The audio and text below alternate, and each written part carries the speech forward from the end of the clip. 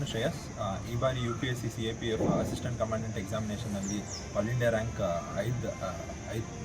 5th ಬಂದಿದ್ದೀನಿ. And ನಾನು ಮೂಲತಃ ಹೊಸೂರಿನವನು. ಆ್ಯಂಡ್ ನಮ್ಮದು ಕೂಡ ಒಂದು ರೈತ ಕುಟುಂಬದಿಂದ ಬಂದವನೇ ನಾನು ಕೂಡ. ಹೀಗಾಗಿ ನಾನು ಈ ಮೂಲಕ ಏನು ಹೇಳೋಕ್ಕೆ ಇಷ್ಟಪಡ್ತೀನಿ ಅಂದರೆ, ಪ್ರತಿಯೊಬ್ಬರಿಗೂ ಒಂದು ದೊಡ್ಡ ಗುರಿ ಅನ್ನೋದಿರಬೇಕು. ಆ ಗುರಿ ಸಾಧಿಸೋಕ್ಕೆ ನಿಮ್ಮ ಕುಟುಂಬ ಆಗಲಿ, ನೀವಿರೋ ಸ್ಥಿತಿ ಆಗಲಿ ಏನೂ ಕಾರಣ ಆಗಿರಲ್ಲ. ಬರೀ ನಿಮ್ಮದೊಂದು ಸ್ಫೂರ್ತಿ ಮತ್ತು ನಿಮ್ಮದೊಂದು ಪರಿಶ್ರಮ ಅಷ್ಟೇ ಬೇಕಿರೋದು.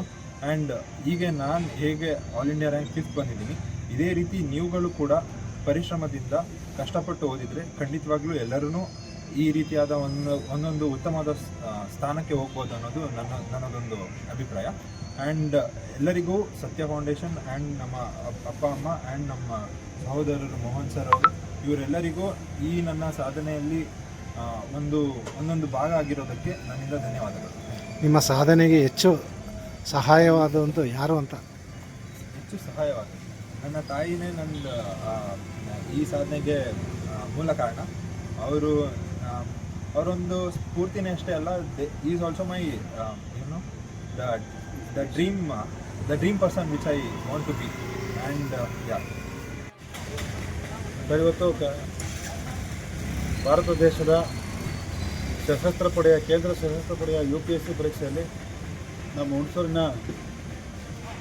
ತಾಲೂಕು ಕಸಬಾ ಹೋಬಳಿ ಬನ್ನಿಕೊಪ್ಪೆ ಹತ್ರ ಹೊಸೂರು ಗ್ರಾಮದಲ್ಲಿ ಜನಿಸಿದಂಥ ಶ್ರೇಯಸ್ ಅವರು,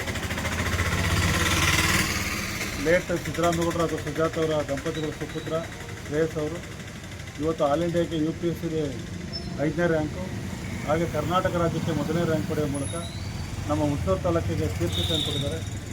ಇವರ ಬಾಲ್ಯದಲ್ಲಿ ನಿರ್ಮಲಾ ಕಾನ್ವೆಂಟಲ್ಲಿ ವಿದ್ಯಾಭ್ಯಾಸ ಮಾಡೋದು ಮತ್ತು ತದನಂತರ ಸದ್ವಿದ್ಯಾದಲ್ಲಿ PUC, SLC ಮತ್ತು PUC ಎಲ್ಲ ಮುಗಿಸಿ ಅಲ್ಲಿಂದ ಬೆಂಗಳೂರಲ್ಲಿ ಹೋಗಿ ಇಂಜಿನಿಯರಿಂಗ್ ಪದವಿ ಮಾಡೋ ಮೂಲಕ ಅದಾದ ನಂತರ UPSC ಪರೀಕ್ಷೆ ತಗೊಂಡು ಇಡೀ ಭಾರತ ದೇಶಕ್ಕೆ 5ನೇ ರ್ಯಾಂಕ್ ಪಡೆಯೋದ್ರ ಜೊತೆಗೆ ಕರ್ನಾಟಕಕ್ಕೆ ಪ್ರಥಮ ರ್ಯಾಂಕ್ ಪಡೆದಿದ್ದಾರೆ. ಇವ್ರಿಗೆ ನಮ್ಮ ತಾಲೂಕಿನ ಪರವಾಗಿ ಹಾಗೂ ಜನತಾ TVಯ ವಾಹಿನಿಯ ಸುದ್ದಿಗಾರರ ಈ ಒಂದು ಸುದ್ದಿ ಮಾಡ್ತಾ ಇರೋಂಥ ಸುದ್ದಿವಾಹಿನಿಯ ವರದಿಗಾರರಿಗೆ ಹಾಗೂ ಎಲ್ರಿಗೂ ಅವರ ತಂದೆ ತಾಯಿಗೆ ಹಾಗೂ ಅವ್ರ ಕುಟುಂಬದವ್ರಿಗೆ ಈ ಒಂದು ಸಂದರ್ಭದಲ್ಲಿ ಮೋಹನ್ ಅವರು, ಅವರ ಸೋದರ ಮಾವ ಅಂದರೆ ನಮ್ಮ ಸುಜಾತ ಅವರ ಚಿಕ್ಕಮ್ಮ ಅವರು ಸಹ ನಿವೃತ್ತ ಸೈನಿಕರು. ಅದೇ ರೀತಿ ನಮ್ಮ ನಾಗಪ್ಪ ಶೆಟ್ಟರು ನಿವೃತ್ತ ಮುಖ್ಯ ಶಿಕ್ಷಕರು ಹಾಗೂ ತಾಲೂಕು ಮಡಿವಾಳ ಸಮಾಜದ ತಾಲೂಕು ಪ್ರಧಾನ ಕಾರ್ಯದರ್ಶಿಗಳು.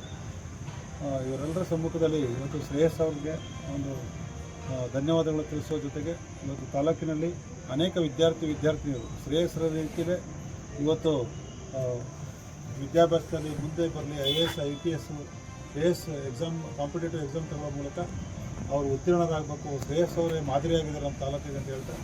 ಇವತ್ತು ಅವ್ರಿಗೆ ಹುಣಸೂರು ತಾಲೂಕಿನ ರೋಟರಿ ಸಂಸ್ಥೆ ವತಿಯಿಂದ ಒಂದು ಸನ್ಮಾನ ಸಹ ಇಟ್ಕೊಂಡಿದ್ದಾರೆ. ಹಾಗಾಗಿ ಈ ಸಂದರ್ಭದಲ್ಲಿ ಅವ್ರಿಗೆ ತಾಲೂಕಿನ ಪರವಾಗಿ ನಾನು ಸತ್ಯ ಫೌಂಡೇಶನ್ ವತಿಯಿಂದ ಧನ್ಯವಾದಗಳು ಅರ್ಪಿಸಿ.